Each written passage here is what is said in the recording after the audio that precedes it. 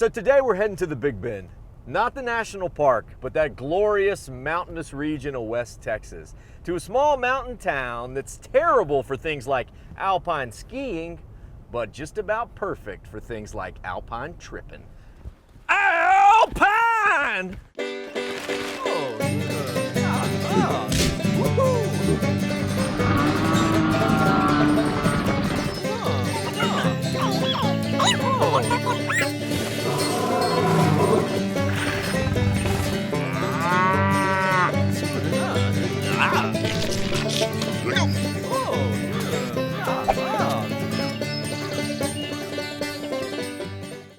This episode was made for y'all with the help of our awesome partners. Check the caption for more info.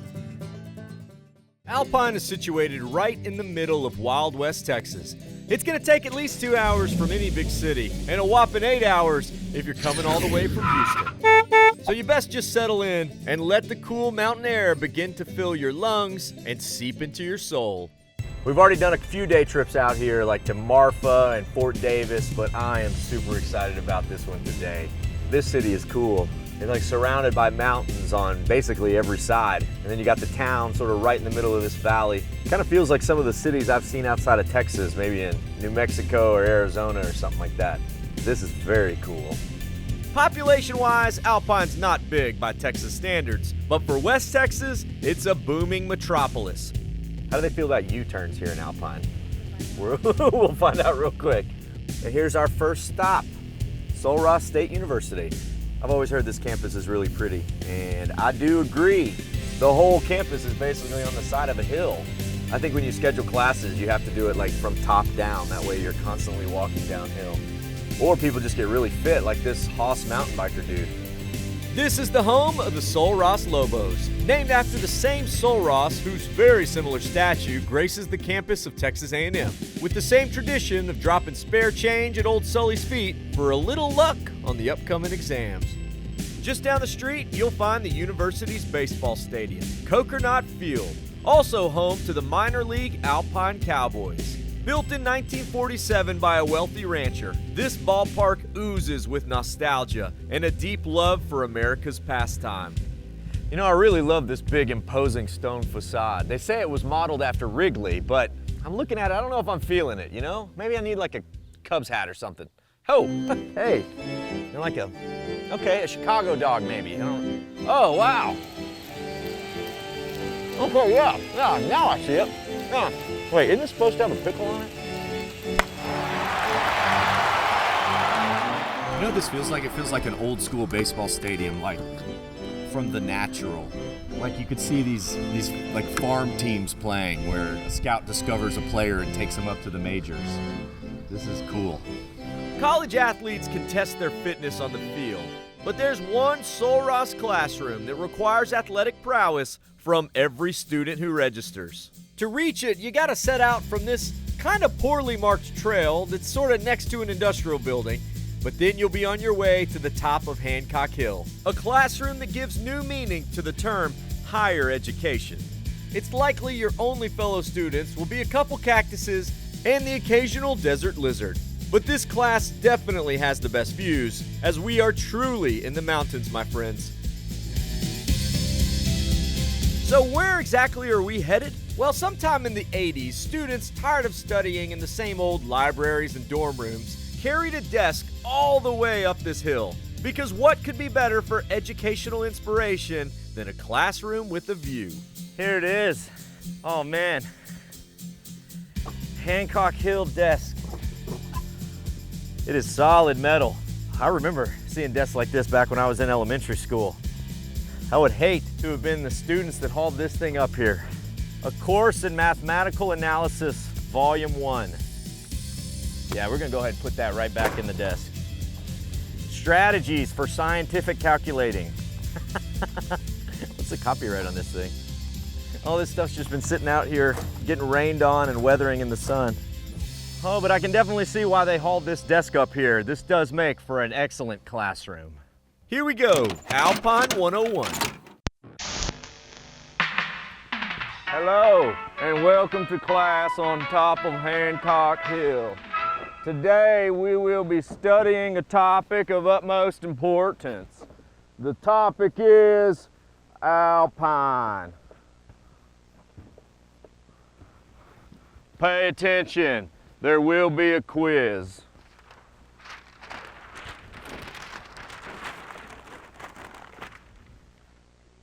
Alpine is uniquely situated as the hub of the Big Bend, as it is right in the middle of many other West Texas cities, and an economic wheel for the region.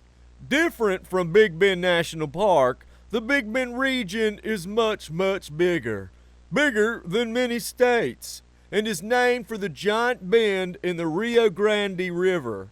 It's all part of a vast ecosystem known as the Chihuahuan Desert, full of prickly pear cactus, mammals like javelina and mountain lion, along with many wild packs of small Mexican dogs.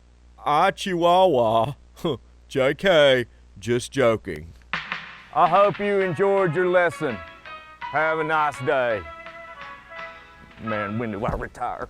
Pretty good lecture, but I've still got some questions. So we'll head back down the mountain and across the parking lot to the Museum of the Big Bend, which tells the story of the massive, historic, even mythic region of Texas known as the Big Bend. This is Maggie Rumbelow, the museum activities coordinator. There were so many different things happening throughout this Big Bend region.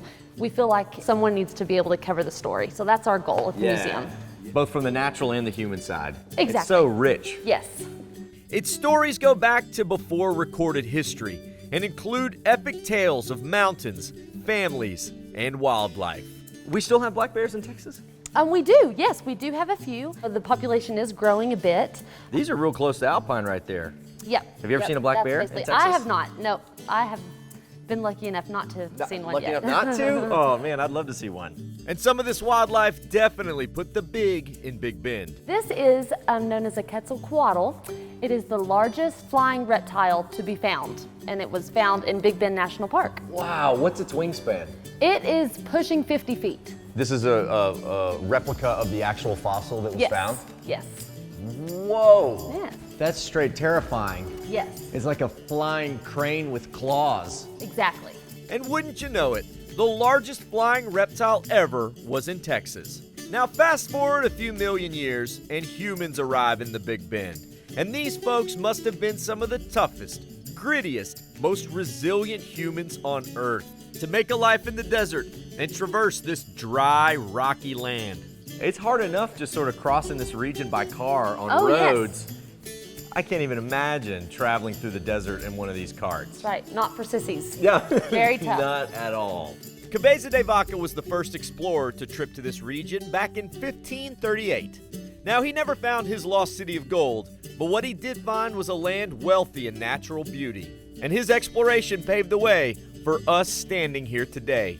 There's so much history here that we can barely mention a small piece, but that's the museum's job, to continue its legacy of telling the stories of one of the wildest parts of Texas. While the Big Bend region may no longer be the frontier, what with its buildings and settlements and all, there are still some here pushing into uncharted territory. The main difference is that these pioneers no longer travel by cart, but by 1966 Winnebago. This is Cow Dog, a local food truck taking folks with them past the hot dog frontier. Not via the familiar mustard main streets and relish roads, but by passageways of pineapple and lanes of lime mayo. All captained by owner Alan Vanoy. All right, hey, my first question is, how many hot dogs is it socially acceptable to eat in one lunch? Because they all look awesome. As many as you want. Okay. Do you mind? Sure. Walk me through this menu. This is awesome. Alan keeps some basics on the menu, but save those for the ballpark. Because where else will you get ranchero sauce, curry, or a fried egg on a dog? I make my own cilantro pesto and lime mayo, Chili cheese dog with Fritos, like a Frito pie Fritos, hot hot dog. sauce, and bacon. That's- It's a big mess. That's why we call it a hangover. Hangover. Yeah. Hangover. Used to cure the same? On Well, occasion? you know, cure or make it worse. Oh, God. The next question is, how do you come up with this stuff? I like to cook at home, and I cook, ethnic foods of all sorts, and I just kept coming up with ideas. You take like something as American as a hot Hot dog. and then, yeah, take it to every country across the globe. Pretty much. All right, dog 1, hangover. Dog 2, the artisan. And I've asked local Stuart Ramser to join me. He's Alpine's tourism guy and publisher of Texas Music Magazine. El Pastor, my friend? Excellent. Is that your favorite dog? It is. Have A little you pesto basically- sauce, some pineapple in there. Dang. You might have outdogged me. Man, the chili on this thing is awesome. This has got like apricot chutney on top and sharp cheddar cheese with ground mustard. Oh man, it's even better than I expected. That's awesome. Double fisting. Yeah. There's no wrong way to cow dog. How do you explain the spirit of Alpine to people who've never been out here? I mean, like, I have trouble summing it up. It's like, I'm supposed to go on these day trips and pontificate about the place, and there's some things that are beyond words. It's very true. I've tried to explain it to folks, and then it's not until they come out here do they really get it. So there's a ton of stuff to do. There's just always the natural beauty of the place to go explore, and then a lot of cool events and activities and concerts and Cowboys, hippies, artists, musicians, everything in the middle. people get hooked on it. I mean, they're It does. It's this mountain air, man. It makes you go West Texas crazy. The spirit of West Texas, like the mountains never change, but the people seem to keep evolving, which is neat. These are some of the best hot dogs I've ever had in my life. They just- I mean, yeah. just like cow dog, the entire city leans toward a creative, funky sort of flavor. It's not as well known or well publicized as nearby Marfa, but it's undeniably present, coexisting right on top of Alpine's undeniable past, with colorful murals right next to historic hotels. This is the Holland, built in 1928 and now the undisputed landmark of downtown, with ornate designs, deep wood tones, and rich leather sofas. And makes for a really good nap spot, if I do say so myself. But why would you want to sleep the day away? However, after those dogs, we might need some sugar to give ourselves a boost. Raspa, anyone? We now interrupt this programming to remind you to like and subscribe. Now back to the road. This is Murphy Street Raspa Company. It may be the most iconic snow cone stand in Texas. A small mercantile building sitting on a corner that feels like you've crossed not just the train tracks, but the border into Mexico. Bright colors, imported candy, no AC, which probably helps when you're the one selling snow. This is owner Melissa De Leon. Is there a difference between a Raspa and a snow cone? Yes, there is. Snow cones are shaved ice, but it's a crunchier ice. Okay. A raspa is very fine ice. It's also what you put in it, because we have spicy stuff that we put into raspas. Usually you don't find that in snow cones. So it is more of a Hispanic Mexican lean. Culture. We even have one on our menu that has the chamoy and the chili limon in there. Wait, what is chamoy? Chamoy is a pureed chili sauce. So it's a little spicy, a little sweet. People So- eat this on snow Yes, cones? usually Richie's on a- nodding to me like, yeah, chamoy. Yeah, and usually they'll pick like mango or fruit flavor to go with it. You know what I say, win in West Texas, do as the West Texans. Okay. All right? Well, this will be a first. Mi primero raspa de chamoy. Their most popular flavor is actually pickle juice and Kool-Aid. Chamoy seems like a pretty good gateway. Okay. Oh, ooh, there's the burn. The top's a little spicy, but once you get just a little bit of that chamoy mixed in with some of the good mango flavor down at the bottom, I like it. It's kind of like the chili dust on the fruit. As a gringo, that's just not something I grew up eating. Like chili on top of fruit. But hey, I'm just telling it like it is. This is not a gringo snow cone, all right? You know, I'm a big believer in do as the locals, and if this is the way they rock the Raspa, I can support that. Just giving you guys the full experience here. Now, on a local handcrafted kick, we move from Raspas to sombreros. Whoops, not here. It's the place behind here, Spradley Hats, making some of the finest and most Texan cowboy hats in, well, all of Texas. Run by Master Hatter Jim Spradley. So tell me a little bit about how the process works. Well, why don't we measure you up? Oh, Yeah, that's the first step. Why don't you sit right here? okay, all right. Whoa, didn't know I was buying a hat today. That's cool. While Spradley hats may have different brims, crowns, and colors, what they all have in common is that they're all custom and were made by hand, starting with an 1850s contraption called a conformateur. You need to clean your brain before I put this on there. You don't want me knowing anything. Okay? Man, that looks like something from another PBS show called Doctor Who. Well, it is. I borrowed it from him. I'm either gonna get a hat or a lobotomy. I'll trust you here. This device gives Jim a perfect outline for your head. Now that doesn't look so symmetrical. You telling me my head is like a weird oval with a bunch of indentions in it? No, I'm just saying your head's weird. Thanks. The second piece creates a shape that dictates everything from here on out, starting with the blank hat. This is pure beaver felt right here. Ooh, that's so light. Cowboy hats that are felt hats, are they always beaver? The better performance they'll have is beaver. Okay. At least a beaver blend. From here, Jim takes the hat through a series of steps and small details, including sizing, stiffening, and setting, each one dialed into his standards. I want this to be the best hat you ever had, whether you spend $1,000 on the 80% or $2,200 on the pure beaver. Yeah, they will set you back a pretty penny, but that doesn't seem to stop the customers, as Jim's wait list is now over a year long. You can't speed speed up this up that or you'll process. have a piece of junk on your head. I got it. How long has it taken you to learn all the little tricks of the trade here? 45 years to 50 years ago, I was in a hat shop, steaming and selling hats. You know, when I came into this shop, I thought I knew how to make a hat. I didn't. But I'm a definite believer in the Lord Jesus Christ, Yes, okay? sir. Yeah. I started finding out in here just little steps would come to me, not realizing I ain't smart enough to think up these steps. I'm still learning, guys. Yeah. Every one of these I can show you something to me I don't like. But that's what's so cool about this God I serve. He's not sitting there pointing out my faults. He's just cleaning them up. Preach on, Brother Jim. I guess our hats are the closest thing to heaven, so it only makes sense that Jim's faith plays into his work. You'll never find another hat on earth as uniquely you as a Spradley. So I think I will place my order. And in about 14 months, when my hat is finally finished, I'll let you know how it looks. I know that's a long time to wait for anything, but how about waiting 35 million years? Because that's how long our next stop has been waiting to see us. As you head out west of town, you'll probably notice some really awesome but completely gnarly rock formations. And that's because we are now driving through the middle of a volcano, the very old Paisano Pass Volcano.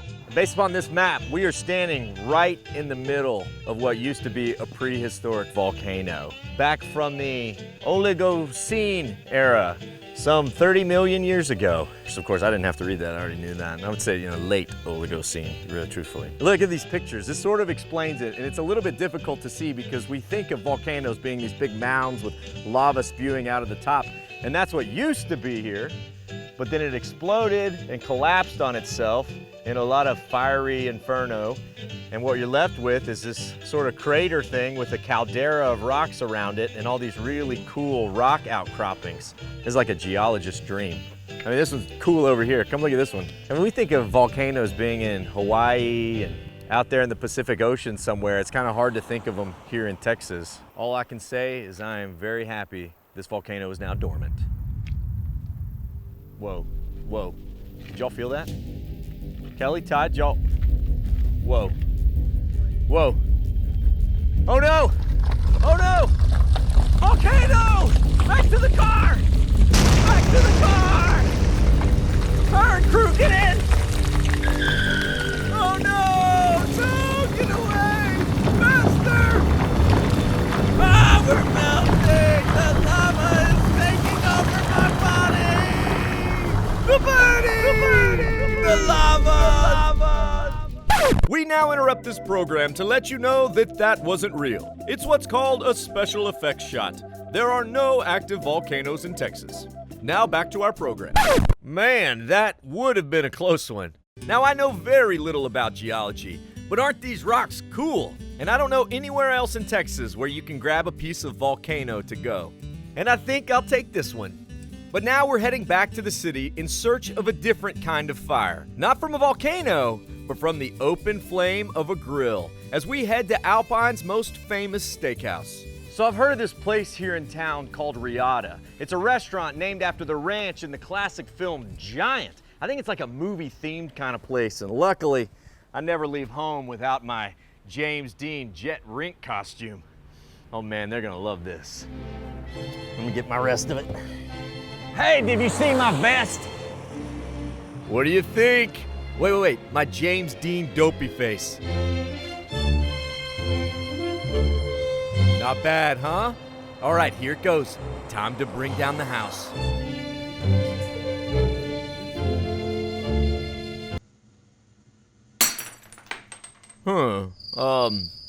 Normal clothes. And, more normal clothes. So, no wig then. Okay, yeah, I'm good with that. Riata is no gimmick when it comes to restaurants. It's an authentic Texas steakhouse that's quickly becoming as iconic as the 1956 film it was named after. And that's partially because its second location is in downtown Fort Worth on Sundance Square. But this is the original, and if you're a lover of red meat, then there is no substitute for dining here in Alpine in this old adobe house. This is owner Mike McAuliffe. So how do you describe the food at this place? We really kind of meld flavors. More than anything, we're still kind of a steakhouse. So, our number one seller is a ribeye or a tenderloin. But then you have items like carne asada with cheese enchiladas. Very, very Texas focused. Not bad. Yeah, it seems like you guys are hitting all the regions, like a little bit of cowboy food, a little bit of Tex-Mex, and even some Southeast Texas Cajun food too. Riata is an upscale steakhouse, but look around and you'll see there's no pretense. And with specialties ranging from salads to bread pudding tamales, Riata is more than red meat, just like West Texas is more than many realize. And I don't think people realize that there are mountains in Texas. Oh yeah. It's not just Alpine, but for me it's the Alpine, Marfa, Fort Davis, this triangle. Absolutely beautiful area. You don't really realize how quiet it is until you get out here and in the morning and you hear one truck driving down the highway. And it's a mile and a half away, There's a reason folks from all over the world trip here to eat at Riata. And my own trip is about to put me face to face with Riata's pan-seared, pepper-crusted tenderloin, topped with a port wine sauce. That is a destination steak right there. A steak worth driving at least 200 miles for. Hold on. Tons of cracked black pepper on the outside. If you are a lover of cooked beef as much as I am, then this is an absolutely mandatory place to eat. That's amazing. Nothing like eating under the West Texas sky. With the sun setting, we tried to get this really cool time-lapse shot of the mountains and stuff, but one of the locals, didn't like that plan so much and preferred to take a foxy selfie. Rawr. To close out the day with some friendlier locals, let's head over to Railroad Blues, the self-proclaimed, world-famous beer and wine tourist trap. It's a quirky honky-tonk meets bar with plenty of beer from local Big Bend Brewing Company flowing out of the taps. Great place to finish the day in laid-back West Texas here. Cold beer and campfire. What a day. Alpine epitomizes all I love about West Texas. Gritty yet refined, historic yet modern. This hub of the Big Bend is a Texas mountain town unlike any other. And all it takes is one look at its mountaintops, one taste of its flavor, one legend from its past, and you may find that you're West Texas crazy too, in the best of ways. Well, my friends, I think the only thing left to do at this point is say vaya con Dios, amigos. Come on now, come on now, come on, come on, come on, come on, come on, come on. Dang. All right, who's up? All right, so today we're heading to the Big Bend. Not the national park, but that small Texas town that's terrible for things like hosts giving car intros. All right. Got dark. Ready? I did. Bestiary, any book which gives illustrations or depictions of animals real and mythical. Like a liger? Awesome. I'm gonna go ahead and put that back in the desk right there with that mathematics book that I don't know how to read. So I've heard of this great place here in town called Riata. It's named after the restaurant in the movie Giant where James Dean ate that hoagie and he looked at Elizabeth Taylor and he said, "Baby, I love you, but I love this hoagie more, therefore I'm leaving you." And I play my hoagies like this. Wait, all right. Try again. right. Howdy, y'all. Follow along with my adventures at Chet Tripper on Instagram and at The Day Tripper TV on Facebook and YouTube. Or head to thedaytripper.com for travel guides, past episodes, and info on our mobile app and Team Day Tripper. This episode was made for y'all with the help of our awesome partners. Check the caption for more info.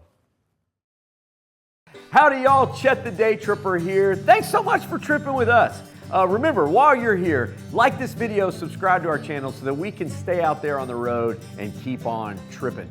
Did we miss anything in this town? Leave us a comment, let us know. We love finding out about new stops with all of your tips. And if you love Epic Texas Day Trips, remember to check our channel. We got a lot of them on there. Also, don't forget, if you want some sweet Day Tripper merch or another cool Texas-made product, come see us in Georgetown at the Day Tripper World Headquarters. You can also shop online if you check the link down there in the caption. All right, y'all. Bye con Dios, amigos.